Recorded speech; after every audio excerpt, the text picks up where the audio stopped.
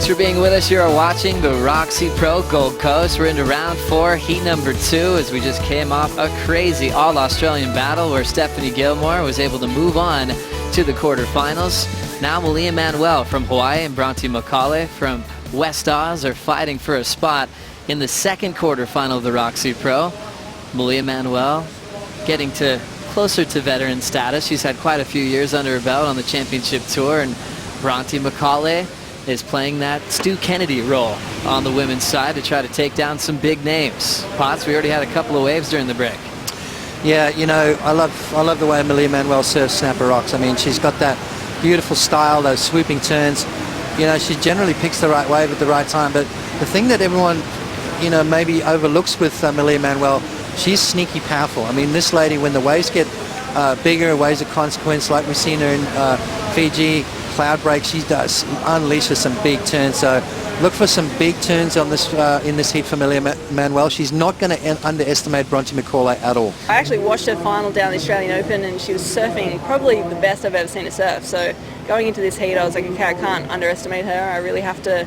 It's probably not going to just come down to surfing. You know, you have to play those moves, those chess moves, and yeah, I made a couple of mistakes out there, big mistakes, and I really paid for it, and stressed me out. So, but luckily in the end there, it worked out in my favour. But she had room there in the end to get a good wave, and I'd already, you know, she sort of sold me on a pretty bad one, and yeah, I don't know, it's hard, but it's okay. It's pretty fun. I'm still learning. I feel like I'm still learning how to win these heats, which is pretty cool.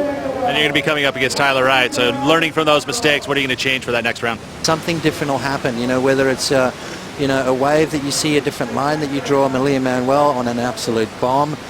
You know, that's the thing you've got to be on. You know, when you get to this part of the event, you've got to be on the good waves. Malia Manuel, you know, she identifies that. You said she's been on the tour long enough now to realize some beautiful turns here from Malia. Now she starts to unload with a great turn right there. Gets that foot back on the pad, as we always see them do. Jams it right in front of Bronte. How do you like that one? That was going to be a great score. But on the other hand, Bronte, a little bit of a different approach. That backhand attack. Dad's taught her well. Off the bottom, off the top. She's been watching Maddie Wilco too. Just get that nice low center of gravity off the bottom. Gives you that speed to then project up into the lip. Got to get that board nice and vertical. A little sort of check turn right there for Bronte. And she'll come through the inside. Is she going to finish strong? Yes, she does. So great opening ride there for Bronte Macaulay. This is going to be a great heat, Joe. Oh my God, that is incredible. Got a new favorite. This is Bronte Macaulay now. Quick jam off the lip. Plenty open face. Little highline hook. A big section to rip one off the top. Now she's got a ton of speed and flow. Winds up vertically down the line, straight into a bottom turn. There comes the carve. Macaulay already on fire, and this section gives her another one to hit off the top. Straight up vertical. The wild card doing some damage on the inside corner, and one more turn. She'll just keep throwing backside carves to snap combinations until this thing goes completely flat. That was an absolute snapper rock special.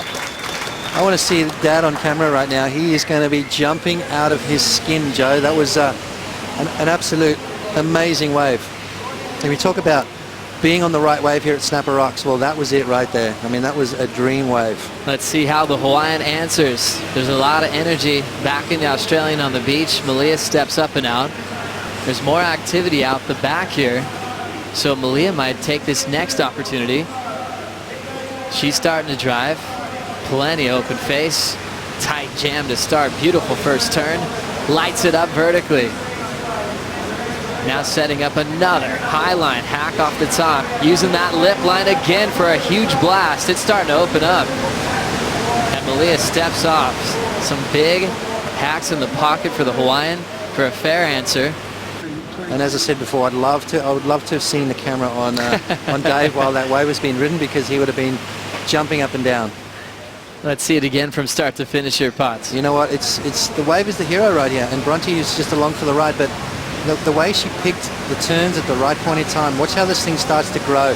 Right there, the turns get more and more critical as she goes down the line. This one right here, just going for it. And again, straight into the next one.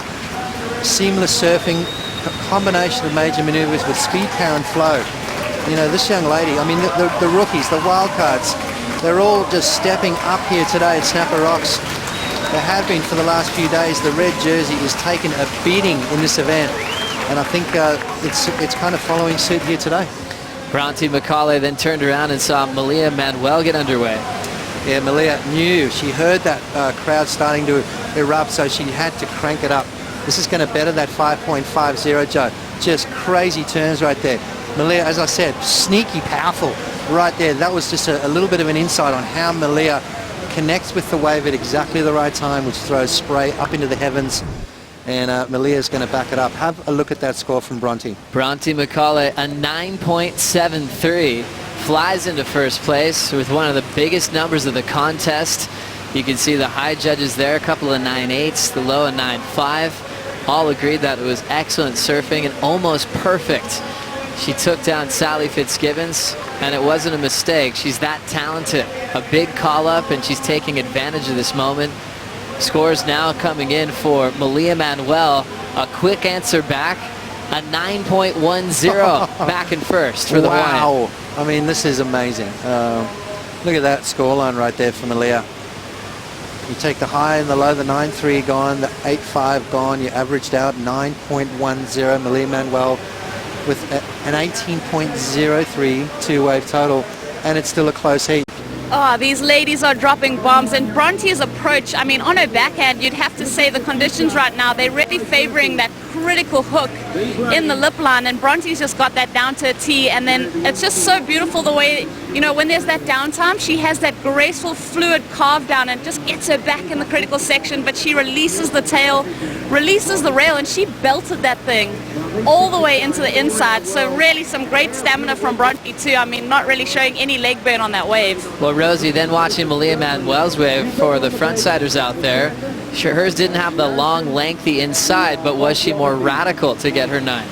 Definitely. I mean, just those first maybe 3 turns that Malia was able to unleash, that really showed that she was able to release the fins. The judges love to see you take that high-risk maneuver. We saw, you know, Chloe and Dino today doing those high-risk maneuvers as your first move. So Malia just really attacking this wave from the get-go. You see her just really getting that rhythm going, that flow, that variety of maneuver, and she's really getting so aggressive with her surfing, working on her power in the off-season. It's really starting to show. I mean, snapper, when the conditions are this perfect, it also shows your weaknesses, so you've got to be aware of that and just make the most of every opportunity. Thanks, Rosie. We really like your hat out there as well. I'm trying to stay safe. I'm not getting roasted again. 13 minutes on the clock in this one. Round 4, heat number 2 is an exciting matchup just like the last. Priority is with the Hawaiian, and she has the lead. Locking into a beautiful Snapper Rocks wall. High line snap, and now she'll keep that flow right high off the top. Patiently waiting for this wave to grow and give her a lip line to hit. Now fading into a bottom turn. Always super stylish and graceful, but loves to just belt the lip when she gets a chance. Sort of looking disinterested as she looked out the back, but she'll hang in there. And now just setting up the ski. Yeah, you know, maybe a little bit of mistake there. I think Malia, by this stage of the heat, should be able to identify the good ones. She's already got 2, a 9.1 and an 8.93. So that was one of those wider ones. I think Bronte kind of sold her a little bit on it. Malia shouldn't have bought into that. She should have let that one go. But still plenty of time remaining. 10 minutes and 20 seconds on the clock. Bronte took off on a wave too, but didn't quite eventuate into anything. Nice opening maneuver on this occasion. Look at that backside snap right there. I think she's rivaling Dad at the moment. And then just pushing a little bit too hard. So Bronte will get back out into the lineup. She'll maintain that first priority. Now she's got to play a smart heat. She needs an 8.30, so she's got to sit and wait and be very patient, which is very hard to do out here at Snapper Rocks. Having an absolute blast. Well, let's get caught up with this heat. Bronte Macaulay on the back end here, Potts. All right, well, let's see if she applies what Dad told her to. Find those ones with a little bit more east in it, those ones that stand up and come back at you a little bit. You don't want those ones that run away and go fat. So Bronte, a couple of nice turns to kick things off.